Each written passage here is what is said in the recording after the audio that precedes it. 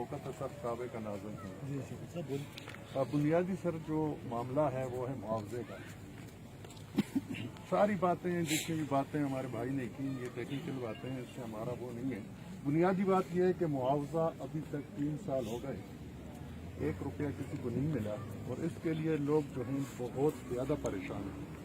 और सबसे पहले जो ये मकानात आपको दिखाए गए, इनकी अशद जो ज़रूरत थी, चाहिए ये था कि पहले उनको मुआवजा दिया जाता, फिर उनके मकान हो दिए जाते, लेकिन अभी तक 1 रुपया उनको नहीं। ठीक है, सबसे पहली बात ये है सर, इसमें आप हम्बल हमारी रिक्वेस्ट है कि आप इसमें जितनी भी कोशिश हो सकती है आप करें। ठीक है सर। दूसरी बात है हमारी, एक ये जो दरख्त आपको नजर आ रहे हैं ये भी आएंगे सामने, ये पानी में आएंगे। ठीक है, अब इन दरख्तों को वो ठेकेदार मालिकान को कहता है कि आप काटो।